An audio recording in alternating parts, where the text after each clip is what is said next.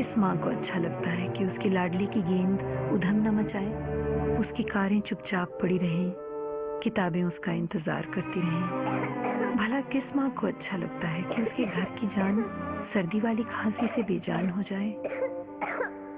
इसीलिए D cold syrup सर्दी वाली खांसी पर असर करे, लौटाए चैन की सांस, आपकी भी। D cold syrup.